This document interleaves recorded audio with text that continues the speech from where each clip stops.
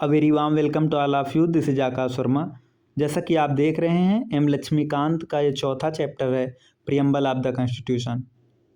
इससे पहले इस चैप्टर का फर्स्ट पार्ट हम लोग कंप्लीट कर चुके हैं, जिसमें प्रियम्बल्स में मेंशन जो कीवर्ड है ना, उनका मतलब हम लोगों ने समझा था। आज हम लोग देखेंगे प्रियम्बल का क्या सिग्निफिकेंस है, क्या ये अमेंड किया जा सकता है या नहीं किया जा सकता, क्या ये कॉन्स्टिट्यूशन का पार्ट है या नहीं। कल हम लोगों ने फ्रैटर्निटी को समझा था। फ्रैटर्निटी मतलब भाईचारा। तो प्रियम्बल जो है वो डिक्लेयर करता है, फ्रैटर्निटी से मतलब दो चीज़ों से है कि डिग्निटी ऑफ द इंडिविजुअल और unity and integrity of the nation. तो ये जो वर्ड इंटीग्रिटी आता है ना यहाँ पर, ये 42nd कॉन्स्टिट्यूशनल अमेंडमेंट एक्ट 1976 में ऐड किया गया था। और कॉन्स्टिट्यूएंट असेंबली में के एम मुंशी उठ खड़े होते हैं और वो समझाते हैं कि जो डिग्निटी ऑफ द इंडिविजुअल है ना, उसका मतलब सिर्फ इतना नहीं है कि मटेरियल बेटरमेंट हो या maintain a democratic setup, but ये भी रिकॉग्नाइज करता है कि personality of every individual is sacred. और इतना ही नहीं, आर्टिकल जो 51A है ना, आर्टिकल 51A में वुमन की डिग्निटी को भी प्रोटेक्ट करने की बात की गई है कि ये हर एक सिटीजन की ड्यूटी है कि उन प्रैक्टिसेस को हम छोड़ दें जो derogatory to dignity of women है। और एक ड्यूटी ये भी है कि हर एक सिटीजन्स को करना है कि to uphold and protect the sovereignty, unity and integrity of India. Phrase जो है ना, unity and integrity of the nation, ये नेशनल इंटीग्रेशन के साइकोलॉजिकल और टेरिटोरियल दोनों डायमेंशंस की बात करता है। आर्टिकल 1 जो हमारे कॉन्स्टिट्यूशन का है ना, कि India as a union of states, ये क्लियरली डिमार्केट करता है, कि states have no right to secede from the union, कि स्टेट्स यूनियन से अलग नहीं हो सकते। ये ये इंडियन यूनियन के इंडिस्ट्रक्टिबल नेचर्स को इम्प्लाई करता है। इसका मकसद ये नहीं है कि मेन एम जो है ना, वो ये है कि जो नेशनल इंटीग्रेशन में मेन बाधाएं आ रही हैं ना, जैसे कम्युनलिज्म है, रीजनलिज्म है, कास्टिज्म है, लिंग्वेज्म है, सेशनिज्म है, इन सब से निपटना है और देश की यूनिटी और इंटीग्रिटी को बनाए रखना है। तो हमारे प्रियम्बल का क्या सिग्निफिकेंस है, हम देखेंगे कि हमारे प्रियम्बल का क्या सिग्निफिकेंस है। तो प्रियम्बल में आप जो बेसिक फिलॉसफी या फंडामेंटल वैल्यूज हैं उनको देख सकते हैं, जिन पे कॉन्स्टिट्यूशन हमारा बेस्ड है, चाहे वो पॉलिटिकल वैल्यूज हों या मोरल या रिलीजियस। ये दिखाता है हमें कि जो हमारी कॉन्स्टिट्यूएंट असेंबली थे ना, उसका क्या ग्रांड और नोबल विजन था।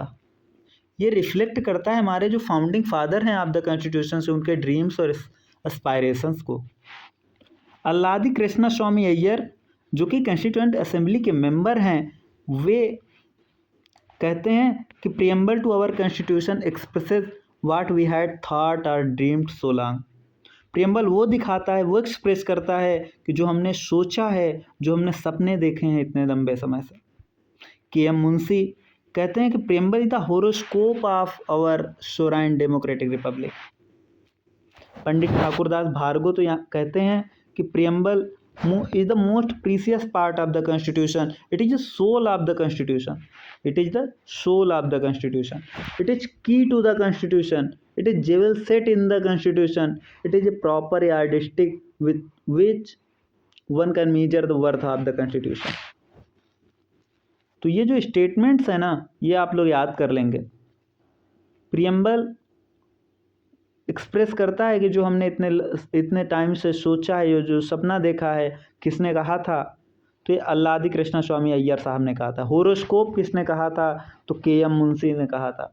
सोल ऑफ द कॉन्स्टिट्यूशन किसने कहा था, तो ठाकुरदास भार्गव ने कहा था। ठाकुरदास भार्गव ने कहा था की ऑफ द कॉन्स्टिट्यूशन है। किसने कहा था कि जेवल सेट इन द कॉन्स्टिट्यूशन है, ठाकुरदास भार्गव ने।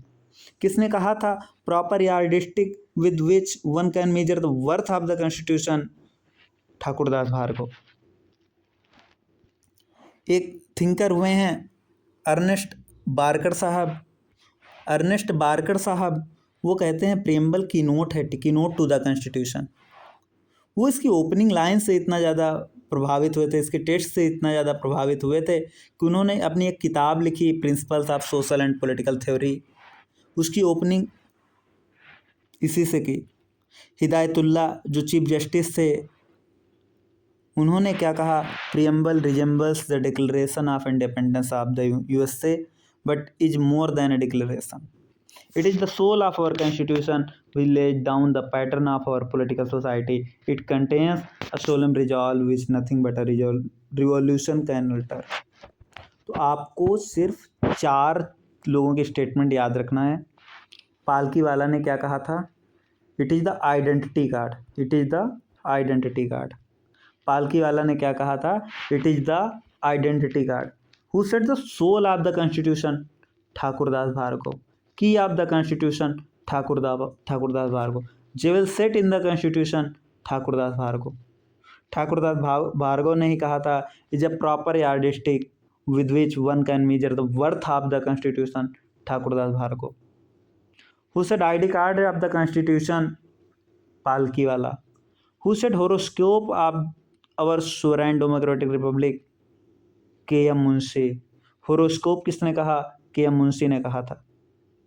अर्नेस्ट ब्रेकर क्या कहते हैं, की नोट टू द कॉन्स्टिट्यूशन. इतना याद कर लेंगे तो आप क्वेश्चन आराम से कर सकते हैं जो इससे रिलेटेड पूछा जाएगा. आइए अब देखते हैं कि हमारे कॉन्स्टिट्यूशन का प्रियम्बल पार्ट है या नहीं. तो ये जो क्वेश्चन था, ये बेरूबारी के यूनियन केस में सुप्रीम कोर्ट ने कहा कि प्रियम्बल हमारे कॉन्स्टिट्यूशन का पार्ट नहीं है.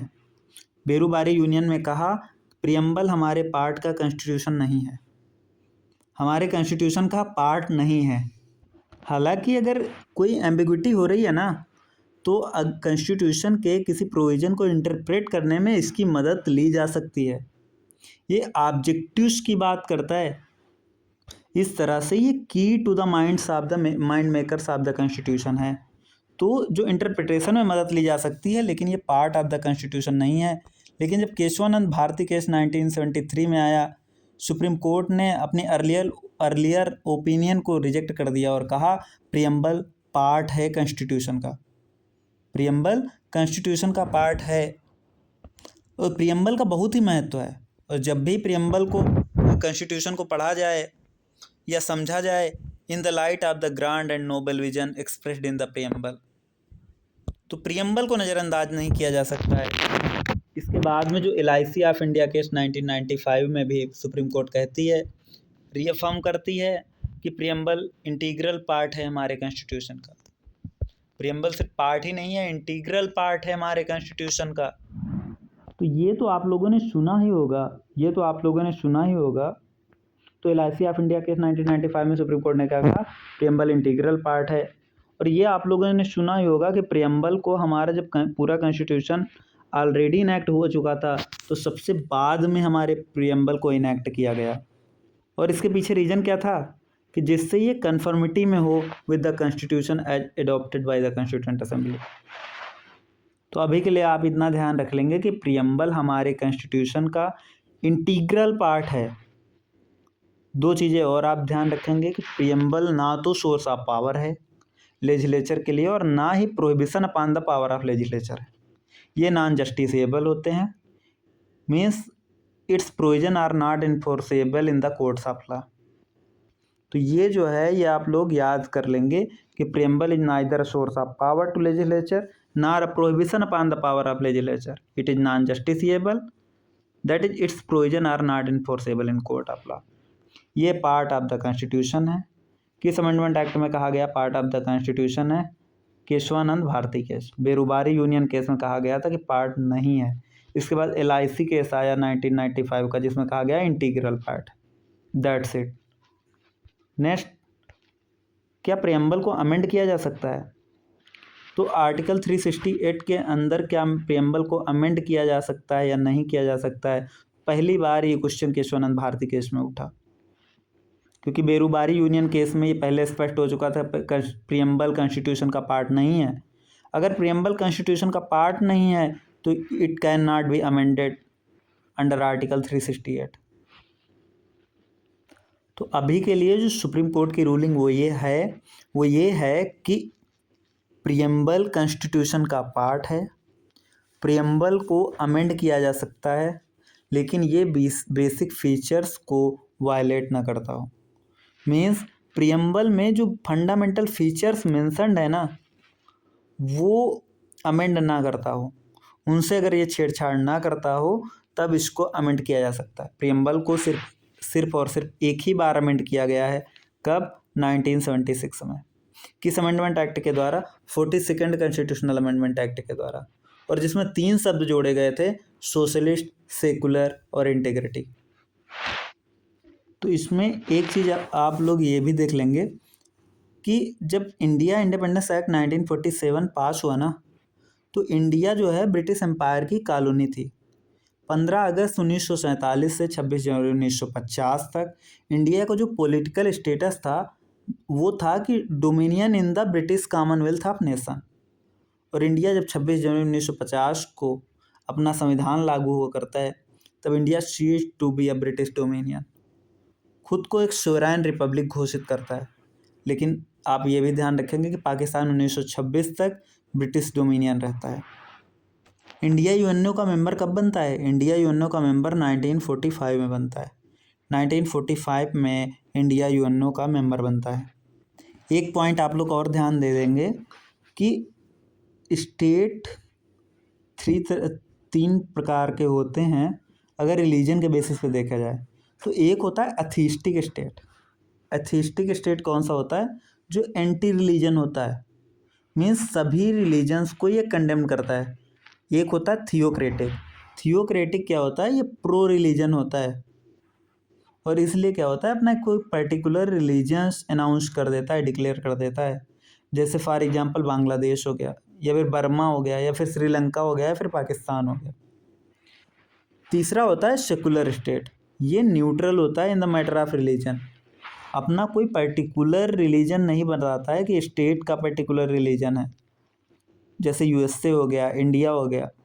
और सेकुलर भी 2 तरह के होते हैं, पॉजिटिव कॉन्सेप्ट होता है और एक निगेटिव होता है। निगेटिव मीन्स जैसा कि आप वेस्ट में देखेंगे, मतलब स्टेट का कोई रिलीजन नहीं है, और स्टेट और रिलीजन का कोई मतलब ही नहीं रहता है।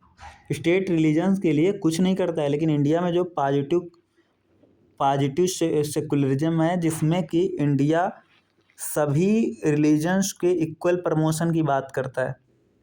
हालांकि इंडिया का भी कोई ऑफिशियल रिलीजन नहीं है, कोई स्टेट का रिलीजन नहीं है, लेकिन वो सभी रिलीजन के इक्वल प्रमोशन की बात करता है। यहाँ पे जो डायरेक्ट डेमोक्रेसी के 4 डिवाइसेस थे ना, रेफरेंडम, इनिशिएटिव, रिकॉल और प्लेबिसाइट को समझाया गया है। प्लेबिसाइट क्या होता है? ये मतलब आपने इसको सुना ही होगा, जनमत। प्लेबिसाइट क्या होता है? जनमत मीन्स लोगों का क्या मत है। Is a method of obtaining the opinion India's of people, मतलब भारत के लोगों का ओपिनियन लेना है किसी एक मुद्दे पर जो कि पब्लिक इम्पोर्टेंस का है। जनरली इसको टेरिटोरियल जो डिस्प्यूट्स होते हैं ना, उनको सॉल्व करने के लिए यूज किया जाता है। रिकॉल जैसा कि हमने बताया ही था कि अगर कोई रिप्रेजेंटेटिव है या ऑफिसर है, अगर वो वोटर्स को सेटिस्फाई नहीं करता है, कि मीन्स वो जो अपनी ड्यूटीज़ को प्रॉपरली फंक्शंस नहीं करता है, तो उसको वापस बुला लेना, उसको रिमूव कर देना। इनिशिएटिव क्या होता है? इनिशिएटिव मीन्स ये होता है कि जो लोग हैं ना, वो खुद से कोई लेजिस्लेचर को बिल प्रपोज कर रहे हैं फॉर इनैक्टमेंट। रेफरेंडम क्या होता है? रेफरेंडम एक ऐसा प्रोसीजर होता है जहाँ पर जो प्रपोज्ड लेजिस्लेशन है ना, वो इलेक्टोरेट को रिफ़र किया जाता है for settlement bye there direct votes. तो ये इलेक्टोरेट को रेफ़र किया जाता है और फिर डायरेक्ट वोटिंग होती है। तो रेफरेंडम, इनिशिएटिव, रिकॉल और प्लेबिसाइट, ये आई होप क्लियर हो गए होंगे। तो हमने चौथा चैप्टर अपना कंप्लीट कर लिया, preamble of the constitution. Next जो चैप्टर है, chapter number 5, union and it's territory, हम लोग नेक्स्ट वीडियो में इसको क्लियर करेंगे।